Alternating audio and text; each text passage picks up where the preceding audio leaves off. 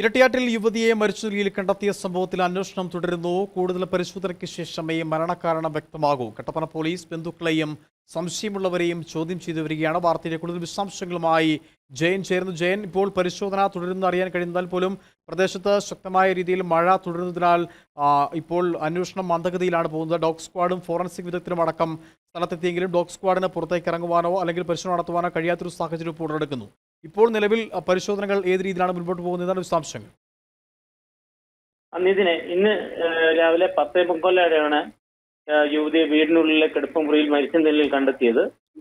മാതാപിതാക്കളോടൊപ്പം രാത്രിയിൽ കിടന്നുറങ്ങിയതാണ്. സാധാരണ യുവതിയെ വളരെ വൈകി മാത്രമാണ് ഉണരാറുള്ളത്.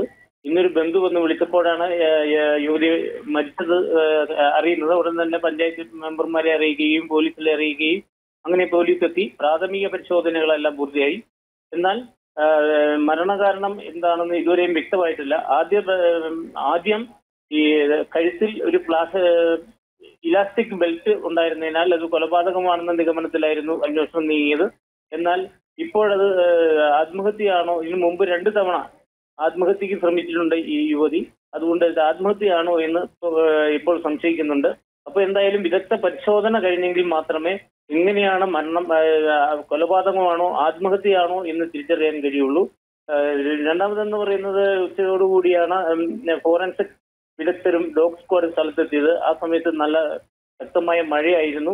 ഈ മഴയായതിനാൽ അന്വേഷണ സംഘത്തിന് പുറത്തിറങ്ങാൻ പോലും കഴിയാത്ത രീതിയിലുള്ള മഴ പെയ്തു. എങ്കിലും ഡോഗ് സ്ക്വാഡ് ഒഴികെയുള്ള ബാക്കിയുള്ളവർ ഇറങ്ങി പരിശോധന തുടരുകയാണ്. ഇപ്പോൾ ഉടുമ്പൻചോല MLA M.M. മണി, പിന്നെ CPM ജില്ലാ സെക്രട്ടറി TV വർഗീസ് തുടങ്ങി എല്ലാവരും തന്നെ അങ്ങനെയുള്ള പ്രമുഖ നേതാക്കളും സ്ഥലത്തെത്തിയിട്ടുണ്ട്. അന്വേഷണം നടക്കുകയാണ്. നിതിൻ. ശരി ജയൻ, വളരെ വ്യക്തമാണ്.